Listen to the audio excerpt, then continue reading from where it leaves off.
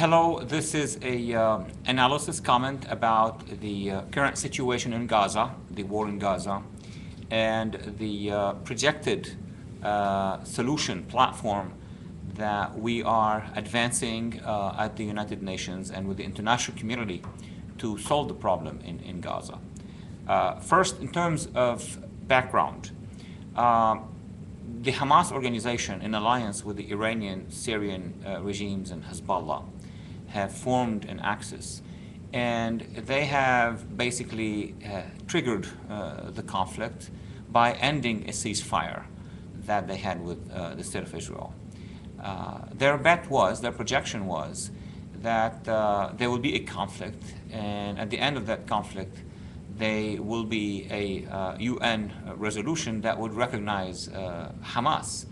Hence, the Iranians will be using this advanced position of Hamas to engage from a better position in negotiations with the Obama administration. So this may have been the Iranian-Syrian Hamas bet in the last round. Now, when a confrontation is engaged, it will be difficult to change a lot of the components of the projection. So today, as we see that the United Nations Security Council have issued a resolution calling on both parties, Israel and Hamas, to cease fire, but also calling on both parties to make sure that no rockets will be fired against Israel, that there will be no ammunition and weapons, illegal weapons, coming to Gaza, particularly through the Egyptian-Israeli borders, or Egyptian-Gaza borders, to be more specific legally, then the question is, in the international community,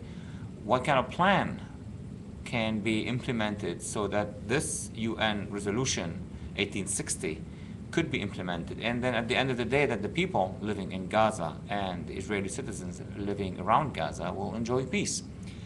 Well, I have advanced a 10-point plan, which I would like to summarize to the viewers, about what would long-term allow the Gazan population and Israeli population to live under peaceful arrangements, and the Palestinians and Israelis sitting down again at the table of negotiations under international endorsement and continue with the process. Number one, what is very clear is that Gaza cannot continue to be a powder keg, a place, an enclave where militias and paramilitary forces would engage at any time of their choosing and or under instructions from the Iranian regime in triggering confrontations. And of course, this will bring about an Israeli military strike against Gaza, and as we saw in the documents and the visuals coming from Gaza, the civilians are paying the price, both Palestinians, in this case in large numbers, and the Israelis as well, who have been enduring rockets coming from Gaza over the past number of years. So the main point here is to finally reach a stage where Gaza will be demilitarized. No more weapons in Gaza. So real peace can only come to a region such as Gaza if no militias, no local force will have any weapon that could be used, so that no international or external intervention, including Israel, will have to come by air, by sea, or by land. What would that mean is that the international community, through the United Nations Security Council, must issue yet another series of resolutions calling on the formation of a multinational force, a UN-sponsored multinational force. That would include, of course, countries and governments that recognizes both sides. That would be the State of Israel and the Palestinian Authority. These are the two sides recognized by international law. These forces will be dispatched to Gaza in numbers and in equipment available to make sure that the entire Gaza Strip is covered in a very secure way. 20,000, 30,000, the same way these interventions took place in many places around the world, such as in East Timor, in the Balkans, and could take place in the future in Darfur. massive deployment of these forces in Gaza will ensure, A, that all militias, including Hamas, which is a militia, will be disarmed. And that, of course, will mean that Israel's armed forces will withdraw and won't have any need to come back. So here, with this new international system, there will be no military force inside Gaza, and there no need for Israeli forces to come back to Gaza. Therefore, this point one will be solved.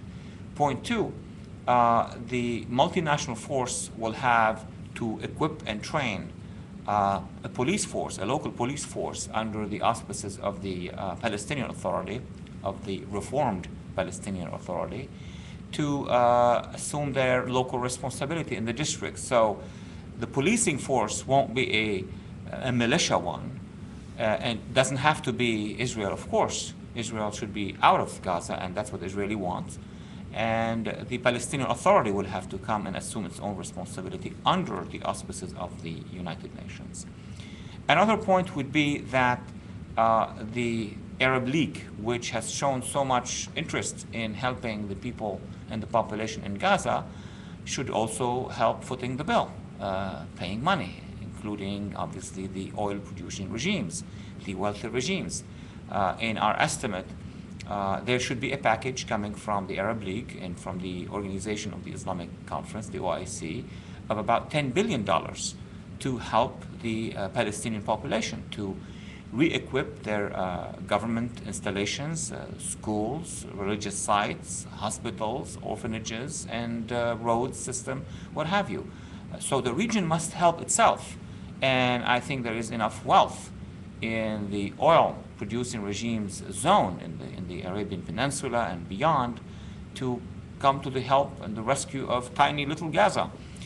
In addition to that, certainly there should be new elections in the future, in the very near future, among the Palestinians, and those elections should not take place under armed militias or under the presence of organizations, militant organizations that receives funding from regimes in the region. Just free, fair elections, as is the case around the world with UN supervision. And only then a reformed Palestinian Authority could re-emerge again, both in the West Bank and Gaza, and go back to the table of negotiations, sit down with the Israelis, and under the auspices of the quartet or the international community, proceed with the resolution of the conflict.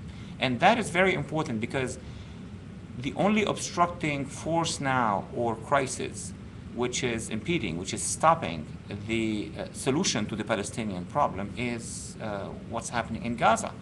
Once that is solved, that is internationalized, militarized, then Palestinians and Israelis could figure out the long-range solution, and that will give the Middle East a historic opportunity. We do hope that first the local players, Israelis and Palestinians, the Arab players, but also the European Union, the international community, and the Security Council will take this proposal seriously, consider it seriously, and develop the course for a real long-range solution for the crisis in Gaza.